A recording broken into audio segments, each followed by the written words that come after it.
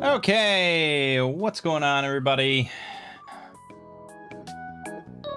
My name is Mangg. Welcome back to Hanging with Mangg.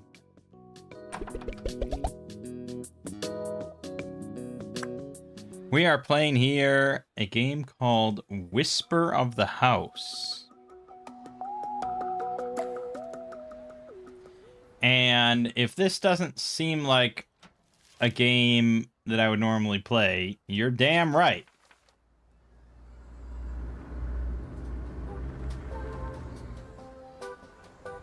This is very much not a type of game that I would play. But I was in a mood yesterday where I just wanted something really casual. Like I was looking on Steam and I just saw one of those like hidden object games. You know, there's like a billion of them on Steam that are probably really low quality and stuff. That led me to this one, Whisper of the House. And it just seemed like really captivating for some reason, so I picked it up.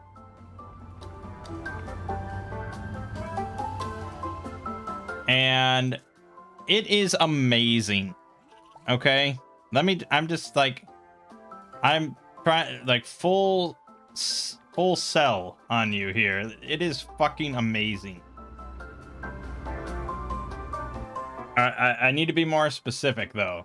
This game is, like, perfect. As in, for what its intention is, for its genre and everything, this game is, like...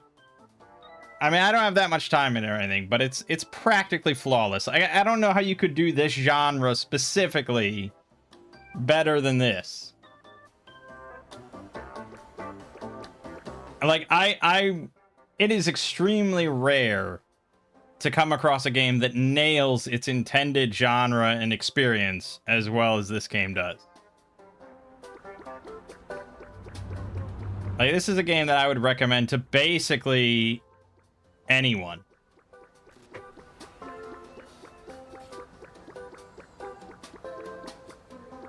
What is it? Well, basically, you go around town, you get letters,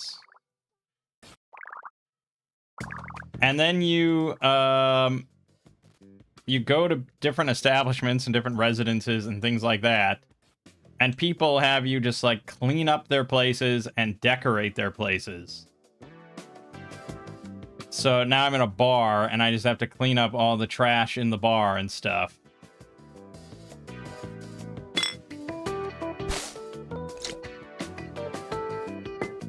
And so sometimes you're cleaning up stuff, sometimes you're specifically decorating stuff. I don't know. Oh, we are decorating this place a little bit as well. So you just... It's perfect. It's fucking flawless. I can't emphasize it enough. Just go buy it. All right, just go buy it. Buy it for yourself. Buy it for your friends. Buy it for your fucking mom. Whatever. It's just so good. It's just so satisfying is the thing, you know? There's a level of satisfaction to this game that is unparalleled. They just nail it. Yeah. I don't want to sit here and just praise this game forever. But I could.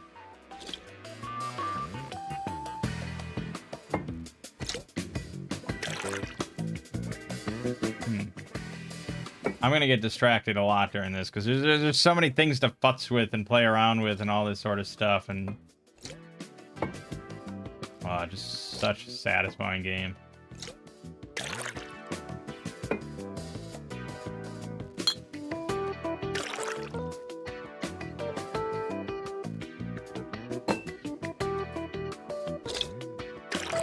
Right, what are we doing? What's happening on this channel this week? Well, more Dominions, of course. That's a no-brainer.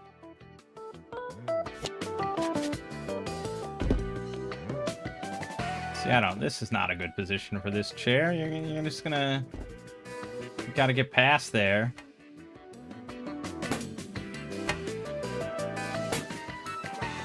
Like that's pretty good. And I guess maybe you could get really anal about positions. Uh-oh. I put... I don't know. Anyways. More Dominions, more solo role manging, and mostly what I've been playing this entire week has been solo RPGs. I just love them, man. I just... unapologetic. I just love them.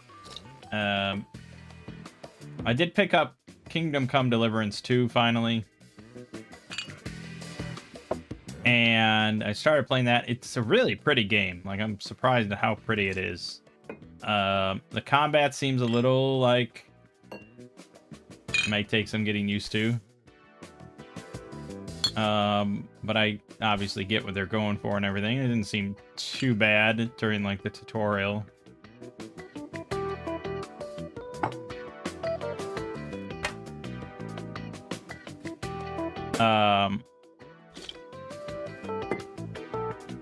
But it's just like, there isn't a game out there that can equal an RPG. And yes, I know it's like, it's a solo RPG. It is a little sad because it's just sort of like sitting in your room and like just playing pretend with yourself. But, you know, I think if you get into it, it's really just an incomparable experience.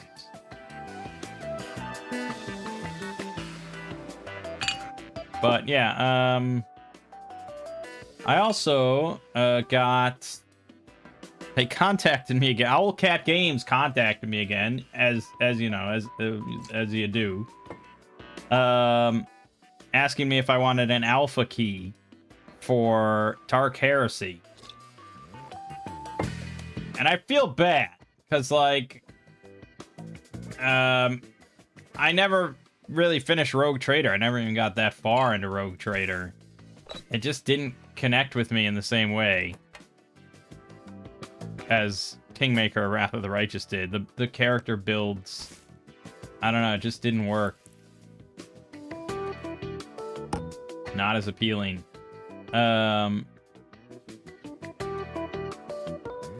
See, this shouldn't be there, I don't think.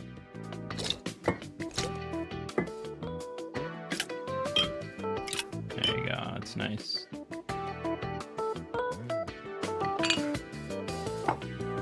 So I feel bad taking another alpha key from them, although it doesn't really cost them anything. It's not like they have to manufacture alpha keys.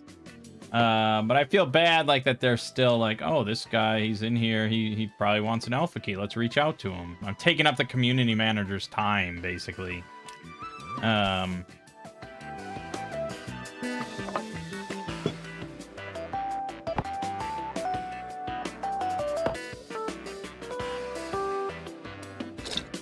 But I was like, you know what, that would be cool. Sure, thank you. Excellent. And so I took an alpha key. I activated it. I haven't played it yet because I keep debating if I wanted to record it or not. And I've had this sore throat, so I haven't really... Let's see, now there's not room for everything. I guess I could just dump it or something, but...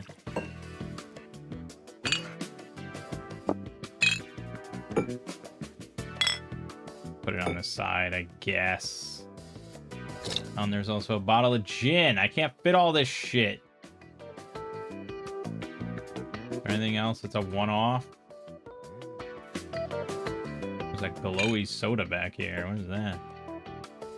Oh, it's like Nuka-Cola. Sure. Yeah, so I've been debating about whether to record it or not. It's just an alpha. I don't know how long it is. I don't know how extensive it is.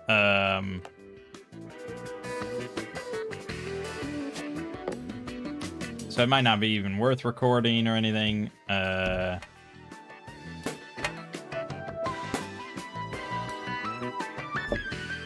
so you want this like that. assume this is like the dance floor. Usually you don't want to obfuscate that too much, right? But then it really needs another table. I guess we could put the other table here, but then it's a little close to the steps, and then it gets kind of crowded, so maybe not. Unless I move this all the way back and shift it a little bit. Something like that. Okay, we can do that stuff. Just so satisfying. Alright, that's probably reasonably good.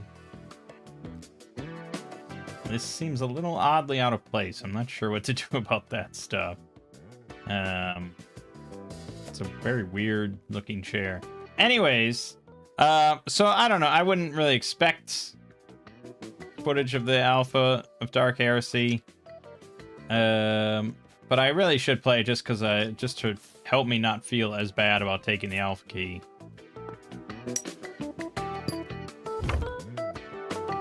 The thing is... Nice. The thing is that...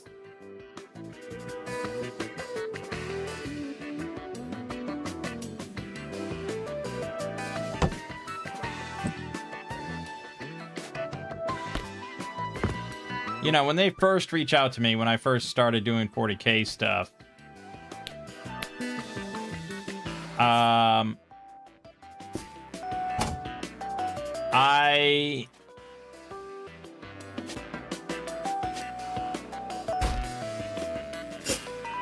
they didn't specify anything of like what they wanted me to do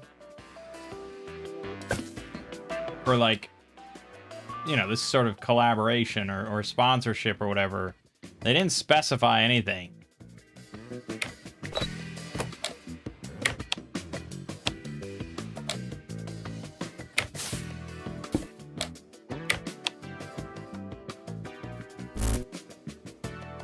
And that I kind of struggle with, right? Because it's just like, if you gave me clear direction,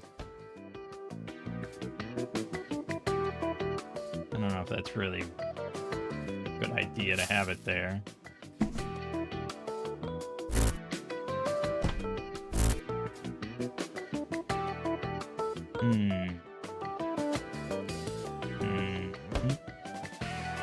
See, that's probably not pleasant for the people at the bar. I wouldn't think, right? But then I feel like, is this creating enough, like, audio sounds like it'd probably be shit over in the seating area there.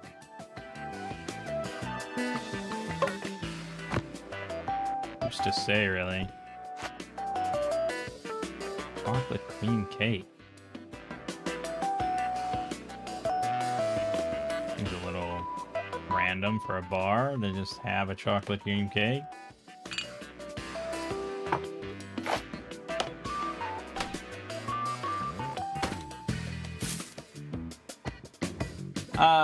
So yeah, had they told me like, okay, look, you're making 40K videos. We've got a new game coming out called Rogue Trader. We would like some form of, you know, advertisement, as they say. Advertisement, sponsorship, message, or like whatever. Plug. We want some sort of plug.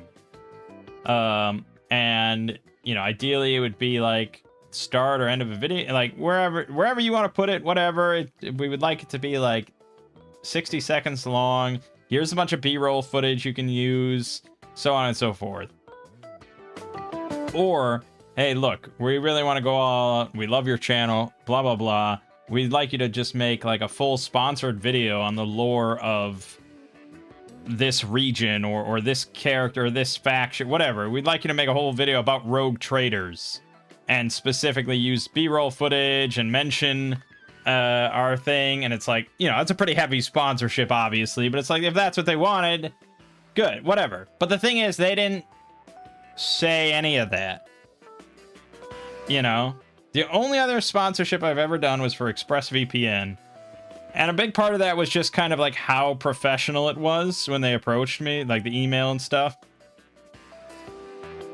Like, it was really clearly formatted. They were very upfront about it with like pricing and everything. They gave me like examples of other YouTubers and, you know, direct links to their sponsorship reads and stuff. And it was just like, okay, this seems like something I could do. The price seems good. I've never done one before. Why not? And it worked out. Like, I have no complaints about how that whole experience was. Not a one. Which you'd think that I would, because I've never done another sponsorship. But it's mostly just because I've never really been approached in that manner before. And so ExpressVPN, Owlcat coming to me.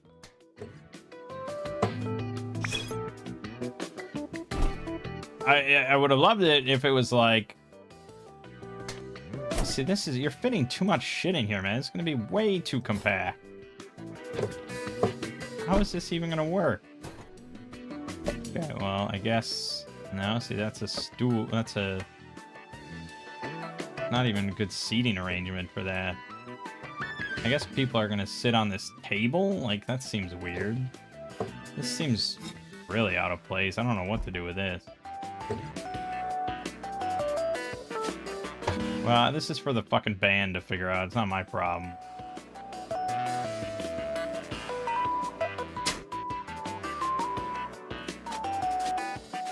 I can only rotate it these directions. Something like that. Yeah, it's a little slapdash, but you picked a very crowded space for your performers. And really, like, all the... Oh, so this isn't a dance floor. All the audio is going to be blasting into them. So really, these should be, like, turned around. It's alright. I'm not that anal. Yeah, I don't remember what their original email was now. If I wanted to go back.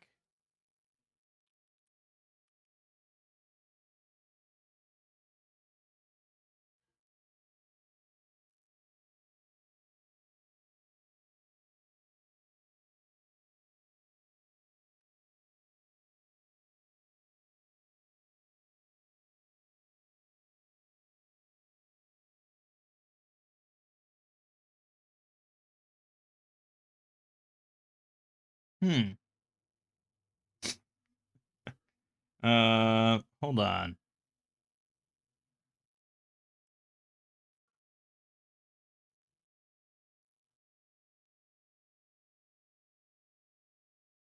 Okay. Timing on that's kind of weird, but...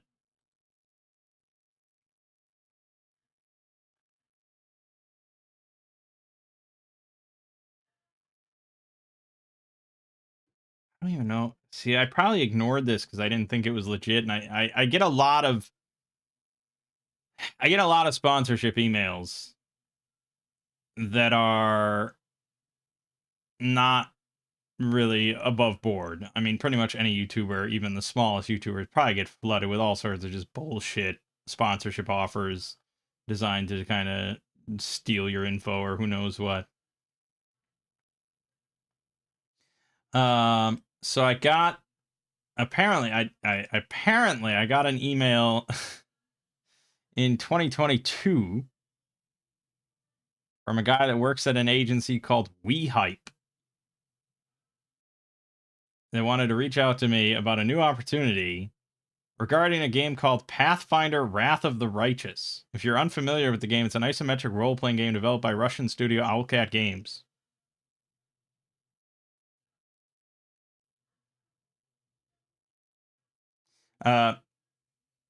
I'm pretty sure I had played Wrath of the Righteous by then, so I don't think I would have, like, read this. I mean, that's a very specific... Like, you would not... I don't think this was bullshit. I think this was a legitimate thing, unfortunately. They wanted a dedicated YouTube video, 8 to 10 minutes, playing through the early game and covering the talking points within the brief. Briefly mention the new and upcoming DLC content for the game. Oh, okay, so it was for... I don't know, their first DLC, second DLC, something like that. I don't remember.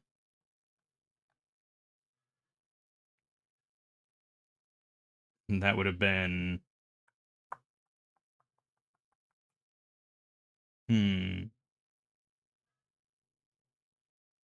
New and upcoming. Would have been an inevitable excess and through the ashes, I guess. Oh, yeah, yeah, yeah.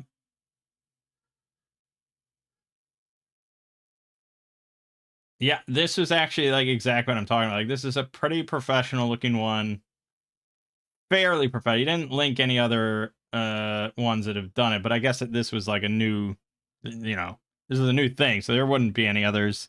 Yeah, this just skipped by me. He even sent a follow-up email to see if I received any past emails, which I also get a lot, and I also ignore.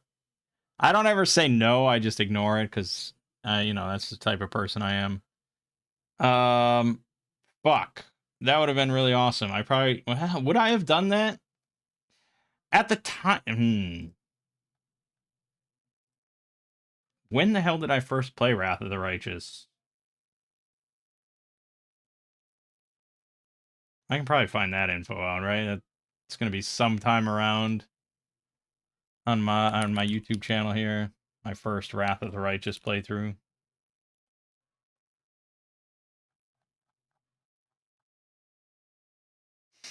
which was a lot of parts. So I published the first part in March of 2023. I did say that it's all been recorded already. Can you find on Steam when you first bought a game? No, maybe that's. I probably got an email when I bought the game on Steam.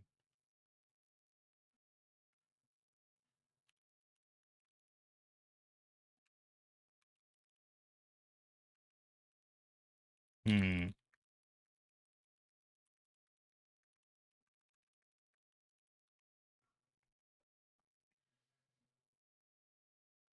I bought it in really in September of 2021,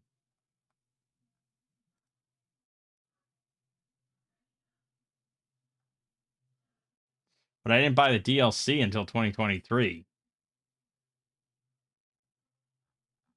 It's very possible I bought it and then never played it. It's actually extremely possible. So it is, I guess, quite possible that I did not play Wrath of the Righteous by the time that I got that email. And so it would have just been something that flew over my head. It's like Pathfinder. I don't know. I don't care anything about Pathfinder. Damn, missed opportunity. But it doesn't change. No, he didn't send me an email. Right. Yeah, he contacted me through Discord. And it was just like a very casual conversation. And maybe that's why just nothing happened because of it. Because I needed like a bit more call to action. All right, I can scroll back and tell you exactly what he said to me. Well, not exactly, but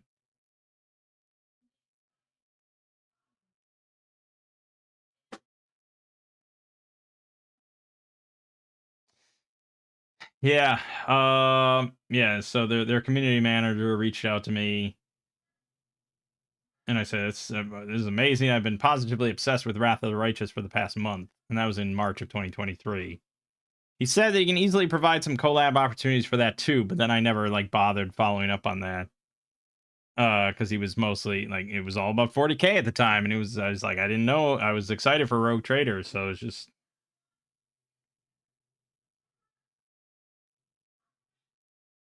So he gave me the alpha.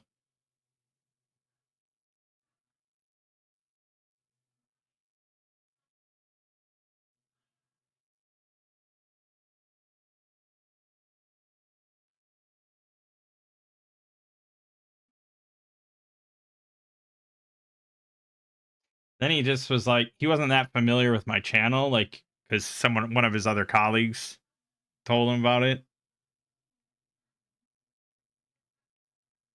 And so he's just like, I don't know, whatever. We can do all this, anything you want, whatever you want, basically, is what he said. Whatever you want. Um,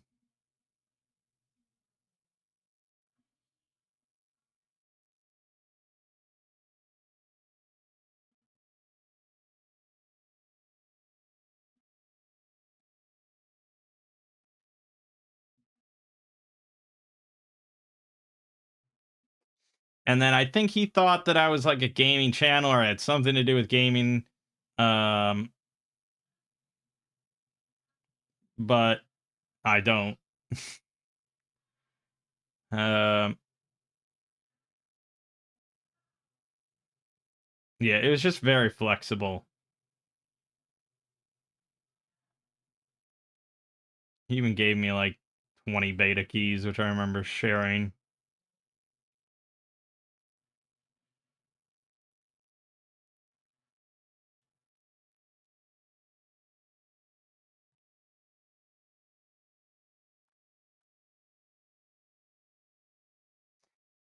I should have been more proactive, probably, but I'm very anti-sponsorship. I'm just a lazy bastard. So I should have been more proactive and said, like, okay, I'm going to do a lore video on rogue traders. All right. And I should have done that because I think it's kind of an interesting topic.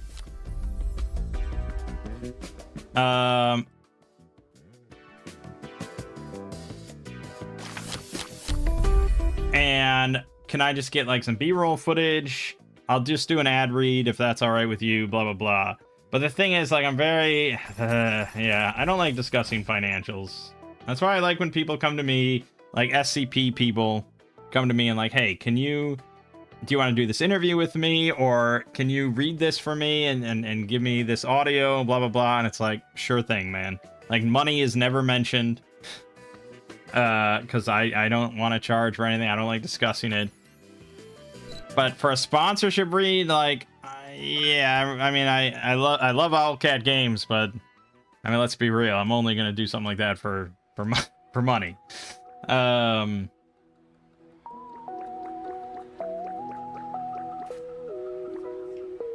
now it's like, okay, so now Dark Heresy, I'm not even doing 40k videos anymore.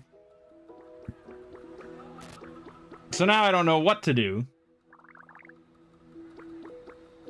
I could still do a sponsorship read for Dark Heresy, like, or just put it at the end of an SCP video. It's not that big of a deal. But yeah, I would really have to be kind of upfront and say like, hey, I'd love to do an ad read, love to promote you. You know, you guys are a great company, blah blah blah. I love your games, but you know, let's talk business, I guess. I don't know. We'll see. I don't know if I'd ever actually do that.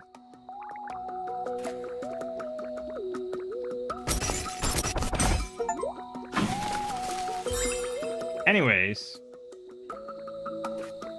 What do we have? We have more Dominions, more solo RPGs, and more wizardry. Not that much more wizardry, but a little bit more wizardry.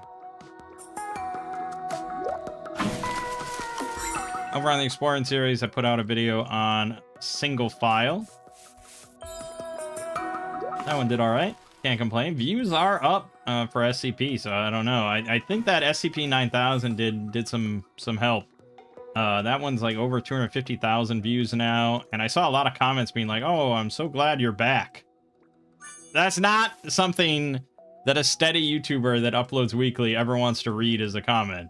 I'm so glad you're back. Though, I guess I'm so glad you're back and found the channel again. But this is all due to YouTube's fucking algorithm setup that just like hides videos from even your subscribers. And I chatted with a YouTube representative, and they confirmed that that is pretty much what happens. So, great stuff.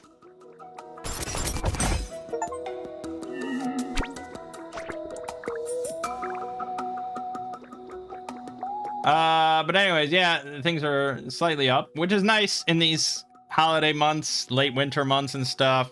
Ad rates are at their highest, so if I'm gonna get a bump at any time of the year, this is a good time to do it.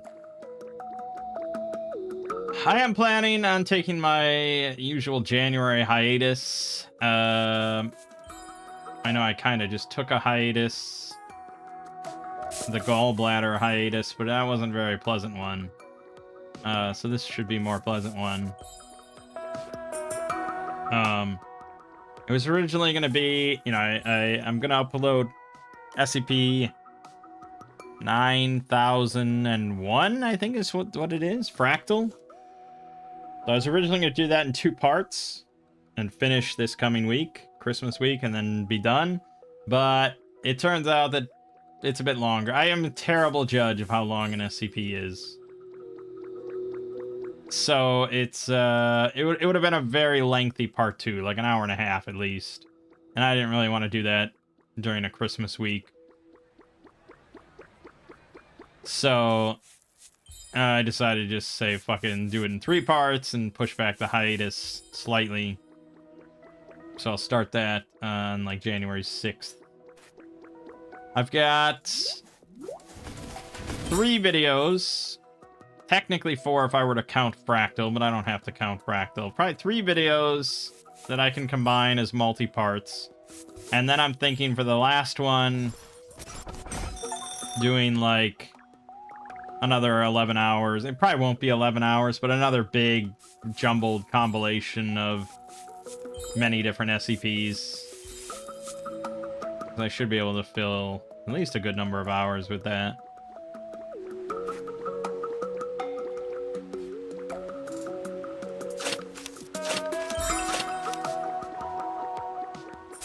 And that's the plan.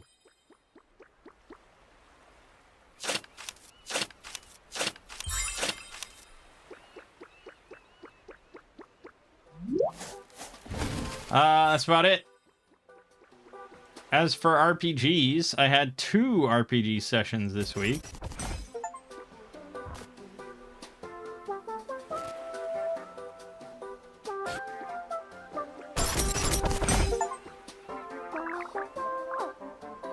First one was with my family, and last time, the last session, they had discovered a cache of treasure on the road between their village and the capital port city or whatever.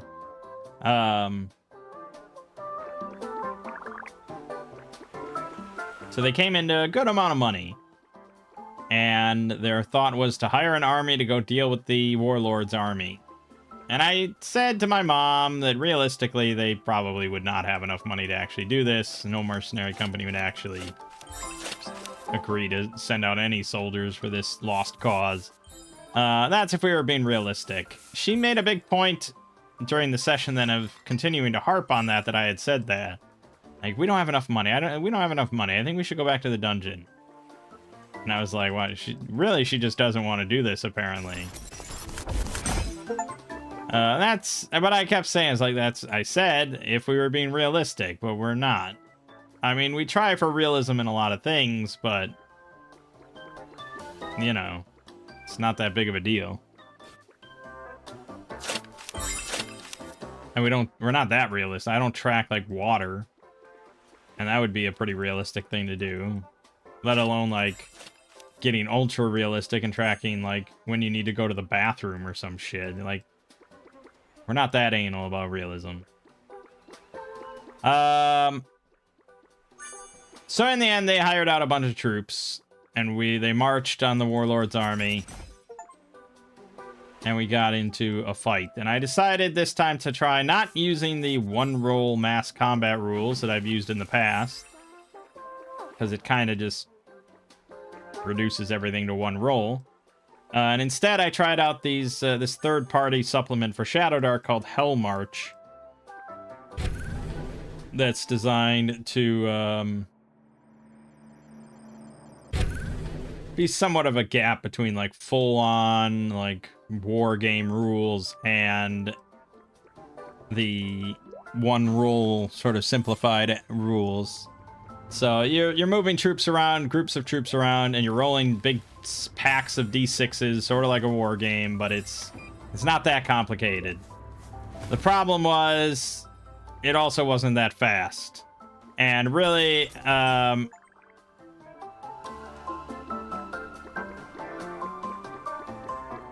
it was not really entertaining for anyone except for me on my side and Lego on their side. Like, he handled all their troops.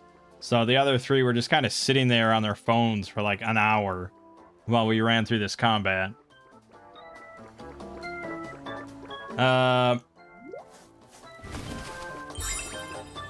And in the end, like, I had gotten some rules wrong. It was kind of fudged and scuffed. In the end, he won, but he kind of like... I don't want to say he barely won, but he lost a good amount of troops. Like, quite a few troops. So I said, like, yeah, no mercenary company will ever lend you troops, borrow you troops ever again in this region. My aunt got really upset by this whole discussion. She's like, we hired them to fight a battle. This is war. People are gonna die. And it's like, no. No. This is not a group of people desperately defending their families and their homeland, and they're willing to throw their lives away if it means the safety and prosperity of their people. This is a fucking mercenary company motivated entirely by money. And they don't want to fight any battle. They really don't want to fight any battle at all. Ideally, they fight a battle where they're barely involved, like they're supplemental or something, and they don't even have to fight. Or if they do have to fight, it's like overwhelming numbers and advantages, like they're defending a keep, and they just get to rain down hot oil and arrows and shit on people. Like, that's ideal. She couldn't accept this. She's also, yeah, not very historically learned or anything. But I read, what did I read? I mean, there's a lot of books about mercenary companies and stuff, but I read Best Served Cold by Joe Abercrombie, which is partly about a mercenary company. And yeah, those guys didn't want to fight anything ever, you know? But anyways, so they end up winning the battle, and I had set up the Warlord's army ahead of time with like specific numbers and stuff, and I didn't give him that many forces or anything. It was okay. But one thing he did have was a hill giant, and basically it was just like it was an agreement that the player characters would be handling the hill giant while the rest of the army fights. So we did sort of a standard Tales of Argosa combat of them against the hill giant. It got a little dicey. You know, it got to that point, which doesn't take much, where Lego's like, this is suicide. We're dead here. I guess we'll just die here. Because he got hit like once really hard by the hill giant. He's like, this is I guess we're done. Just random numbers. I guess we're dead. And Lego's classic defeatist attitude that he slips into very easily. But then my mom ended up like critting and rolling like an insane attack, and Lego had his Aura of Vengeance up that gave her even more damage, and she like practically one-shot the hill giant. So I narrated it as a very spectacular cinematic kill kind of thing. Then they joined the others in the fight. So they ended up winning. They took a rest in the nearby town now that was now liberated.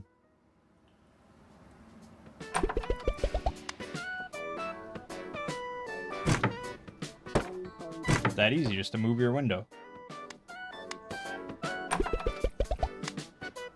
And it's like, okay, yeah, so one thing they noted was that they never saw the Warlord on the battlefield.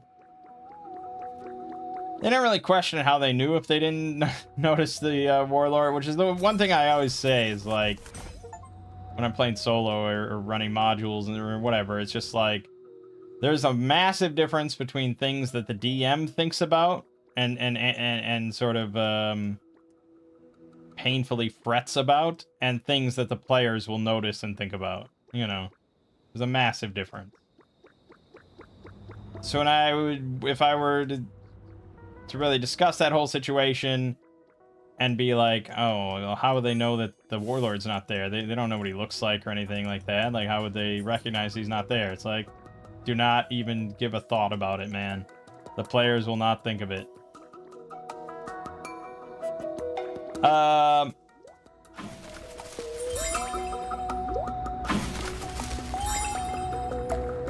So they, yeah, they were like, okay, well, he's got to be in his fortress. We're gonna go check out his fortress. And I set it up to be very cinematic and like kind of final boss sort of stuff. So the whole fortress was completely empty, abandoned. There was nothing. They heard nothing. They saw nothing. And they were scouting it out. You know, they sent the thief character ahead to scout it out, but there was like really nothing except for the throne room doors were closed. So eventually they walked into the throne room, and it was very like World of Warcraft, you know, sort of cinematic kind of thing. There's this completely armored figure sitting on the throne in the dark, and the doors slam shut behind them, and he gives his little monologue, and then they fight. And so he was a 12 hit dice Death Knight. But I took away most of his special abilities, so he was a pretty nerfed Death Knight. But he still could hit very hard and was very likely to hit any one of them that he attacked. But I only gave him one attack per round. They rolled really well. I mean, he didn't have that high of AC. I probably should have given him higher AC to compensate a little bit. But even with his stats as is, I didn't really expect them to win. Like, he was pretty painful. Could have dropped almost any of them in one hit pretty easily.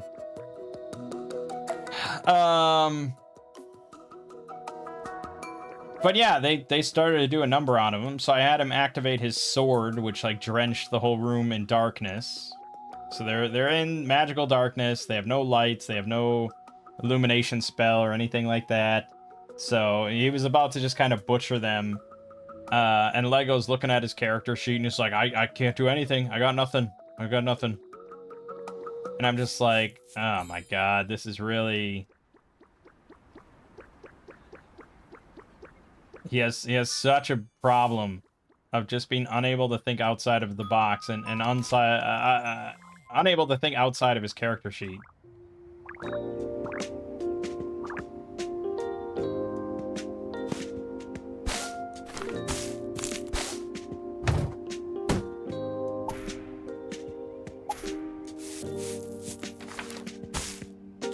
And so I was just like, you know, a good paladin in this situation might beseech his god to sort of deliver him from his darkest hour and lend him aid against this hellish, unholy foe.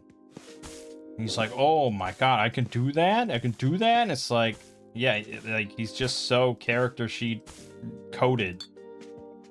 If it's not on the character sheet, it just doesn't exist. It's unacceptable. So I had him roll a luck will roll. Like, it was pretty slim odds. He had to get a great success. But I think he had rerolls available. So he did end up... He burned, like, all his rerolls, but he did end up getting it. And so, you know, he's a paladin, so he worships Bahamut in my setting. So I narrated it as, like, this portal sort of opens up in the ceiling above them, and this massive dragon head just emerges and breathes this holy flame across the whole room, scorching away all the darkness. And then they went back to kicking the warlord's ass, of course. And yeah, they ended up winning. And that was the end of the campaign. Although my aunt did die, actually. She took one hit and she basically dropped dead, and then she failed her roll and died. It's like, well, you know, every great conflict is going to have some losses.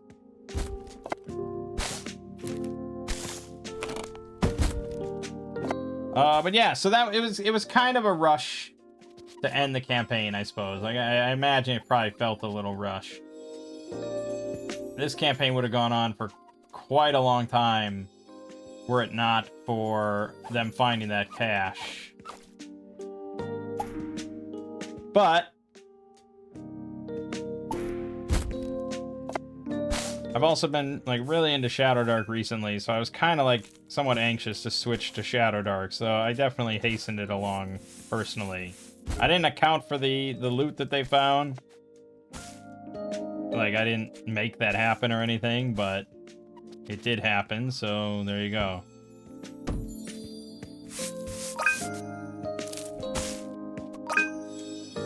So we finished that campaign, and we'll be starting up a new campaign probably in a couple weeks of Shadowdark. And I'm going to be doing the third-party setting called Soulblight, although I'm not actually running any Soulblight-specific adventures, and it's not really going to be much of a sandbox. So it's just a handful of other modules I have picked out. It just happens to be set in the Soulblight sort of region of Lothoria, or Lothorian. But it's an introduction to the setting. I'm hoping to use it some more in the future.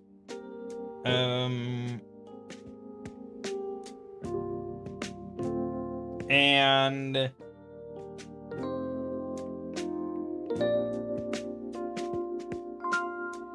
yeah, I mean, we'll see how it goes. I'm going to start them with a nice funnel.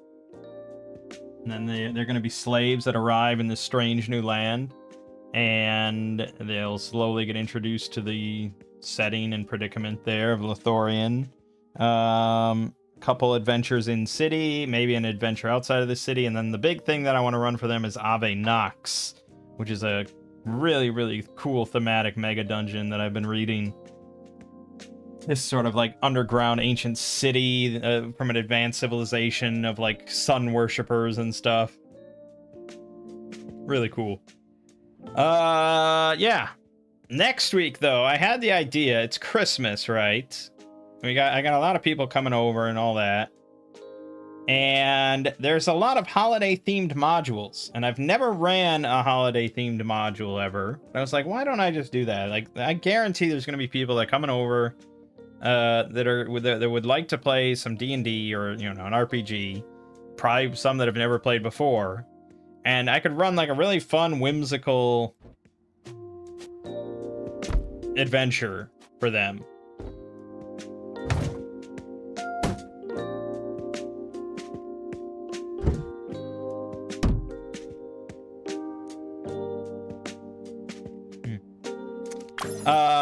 And so I looked around, and one that got recommended multiple times was a DCC module, one of their holiday ones they do every year, called The Doom That Came to Christmas Town.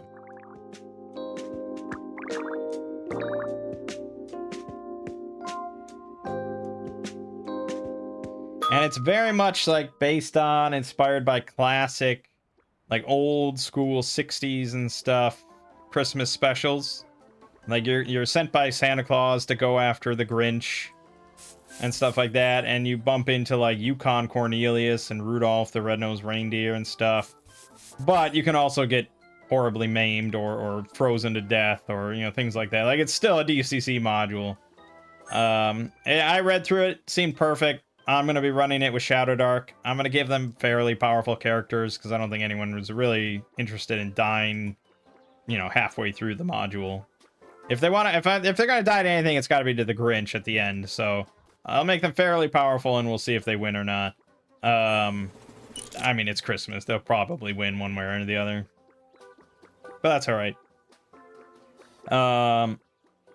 Like Christmas Day, we have like our massive family get together. It's like just a whole slew of people. It's all very noisy, very busy. We do like a big gift exchange and dinner and all that.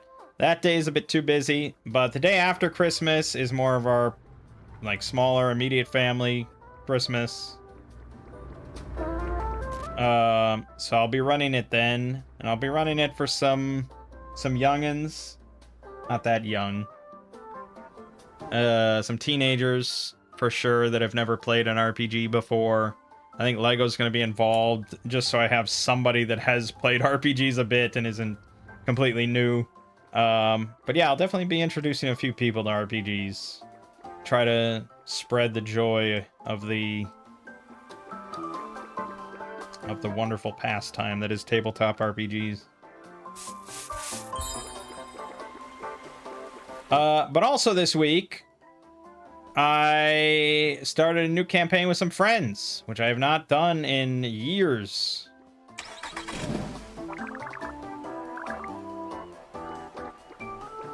We started up a Draw Steel campaign with my friend DMing, so I actually got to play with an actual DM. So Draw Steel's not really at the top of my list of games I'd really love to play right now, just because it's very board gaming. But I had some faith in my DM. You know, we ran 4E for years. We did that. That's pretty board gamey. But, you know, he made it very fun.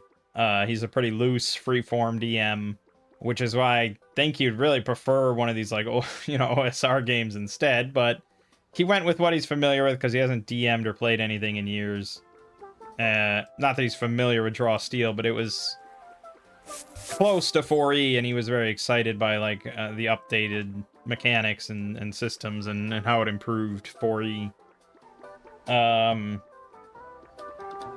So, I'm playing Artemis, of course, my classic Scion character, and thankfully Draw Steel does have a Scion sort of character. Lego is playing, like, basically my sworn knight and protector. And then my other friend is playing a character that I'm not really sure. We never really decided what he is to me or to my family or anything. He's just been, like, a general household assistant character. Sort, I don't know. It's still nebulous right now. But, yeah, we basically started with a fight. Like, we came back from a failed business meeting or something. We came back to my manor, my family's manor, and we found it burned to the ground and a bunch of bandits just, like, looting and murdering people. You know, servants of the household and stuff. So we got into an immediate fight with these bandits. That took a long time. Like, that battle was, like, I don't know, an hour and a half. Like, it took a long time because none of us really knew the rules. The DM had skimmed through the rule book once, like, all the way through, but he also didn't have Owlbear Rodeo set up, so he kind of was doing that on the fly rather than pulling out a grid and miniatures. And then he decided, instead of having, because he was trying to do it fast and just get it going, so instead of having individual tokens for each minion in the battle, he just grouped them up into 4s. So 4 minions in 1 token, which is not at all how you're meant to do it, because then it's like, you have to be able to target individual minions and stuff. So that was a little wonky. It worked out. I mean, the battle happened, and it's fine, but it's not how you're meant to do it. Because, like, there were a couple times where my friend got surrounded by minions. And there were 4 packs of 4. So on a grid, that means that he was surrounded in the cardinal direction, so they could keep flanking him. But really, there were 16 minions there, which A, wouldn't be able to surround him with all 16, and B, he wouldn't have been able to just move out of that. He wouldn't have been able to, like, disengage and move diagonally out of them, because he would have been completely boxed in by all the minions. So it's kind of crucial not to do stuff like that.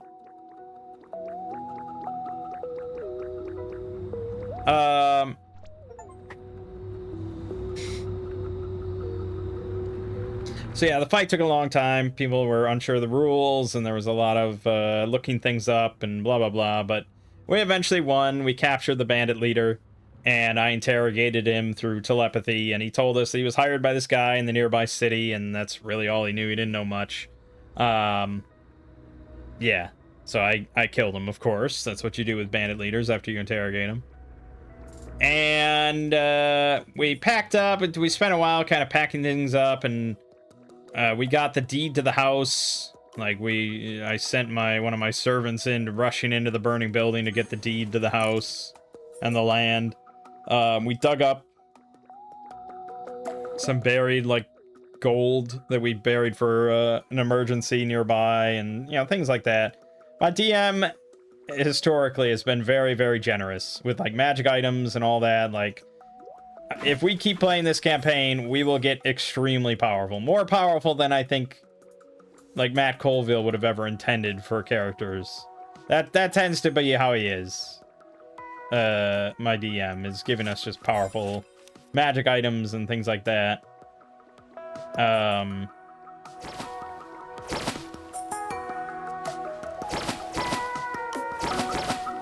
Like, he immediately gave us basically, like, 3 magic items. One of which think it was like a +1 to any roll when you're using a magic ability, like any ability with the magic tag. I think he intended this for it to be a psionic thing.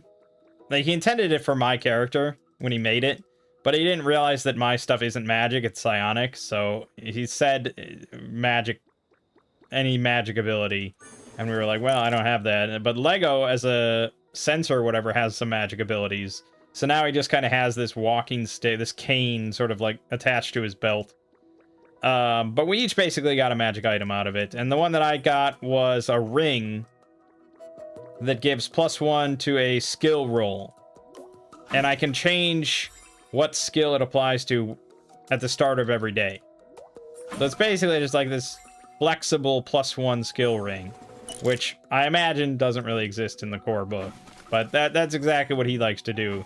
And if I were playing like a more gritty, hardcore game, like I might object to like how much power he throws at us. But in a tactical, like superhero fantasy game, it's like, fuck it, bring it all on, baby. Let's dominate the world.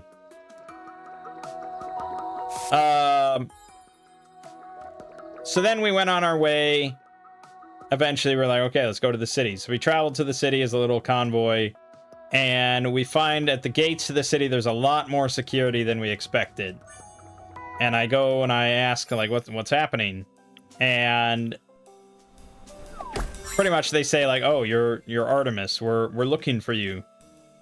We have some questions.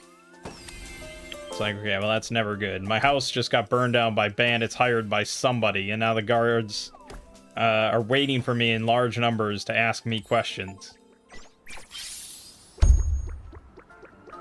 So I immediately, like, backed off and was like, okay, hold on. And we started discussing our options and stuff. And yeah, I didn't trust it at all. I immediately assumed some sort of conspiracy. It's like, we really should just turn around and leave. But I also didn't really want to break my buddy's campaign during the first session of like, okay, we're just going to leave. We're going to go north and say, fuck this. And we're just going to go into the Lost Plains or something and find another city and find a new life. But that's why I prefer sandbox hex scroll kind of games where there is no planning or anything. You just, okay, players are going to do whatever they want. That's the point. So I didn't really want to break anything, but I was like, this is not good. But also it's like, I didn't really imagine he would just kill our characters off if we went in. It's not really like him either. But I was like trying to find a way out of this. So I'm like, he had mentioned that my uncle works in the city as like part of the head council. Like he's on like the major governing council. So I was like, I called out to the guards. I'm like, okay, well, we're gonna wait here. Well, you go fetch my uncle, because I'd like to speak with him first. And so that caused some hullabaloo, and the guards were going into the city and they're coming back out, and they were talking to one another. And then eventually in the distance we see like a dozen cavalry just sort of like riding towards us. And just like, okay, well, we have no option now. Like he's railroading us into this place because we can't outrun them. There's no wooded areas nearby. We can't lose them. Like, yeah, we're getting taken. So we eventually acquiesced peacefully and went in. And I tried to do some more shenanigans on the way in with my psionic abilities, because we had a discussion. It's like, they're not really that obvious of abilities, you know? Like, you wouldn't really be able to tell unless you were watching closely that I was doing psionic shit, which is a big part of the reason why I like scions compared to wizards. They're way less flashy and way more subtle. But eventually, yeah, we got taken to like not our cells exactly, but just like the holding rooms where we were waiting for the interrogator. And that's where we ended, because that whole thing took like 3 hours of time. So yeah, I mean, I it's not really a game that I would ever want to run for like my family. It's not something I would ever want to play solo. And it really wouldn't be a game that I'd prefer him to run. like my top 3 games for him to run or something. It wouldn't be in there, but it's also not that bad. I'd certainly pick this over like D&D 5e or something like that. Like, I do think it is a pretty cinematic, high-powered, fun game, but I also don't want to spend an hour doing combat every session compared to like how much theoretically we could accomplish if we didn't do combat. That's how I tend to think. But we'll see. It's also hampered by the fact that I think we're at like once per month of sessions right now. I think we're hoping that number goes up in the future, but for now, yeah, like once a month. So it's going to be a very slow campaign, one way or the other. But it's nice to be able to play again. It was very satisfying to play again and actually like make decisions that I don't know the outcome to or something like that, compared to playing solo. So that's that.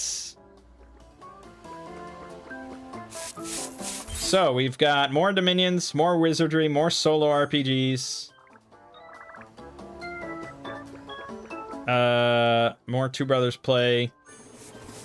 There's also kind of RPGs. And over on the Exploring series, Fractal, which contains a lot of images of fractals, as you might imagine. Fractal Part 1. For now, though, go on the winter sale on Steam right now and pick up Whisper of the House, because it's just a damn great experience that I really recommend. Even though it's not my kind of game normally, it's like if it's that good, it's hard to resist. But my name is Mangg. This has been Hanging with Mangg, and I'll see you fine folks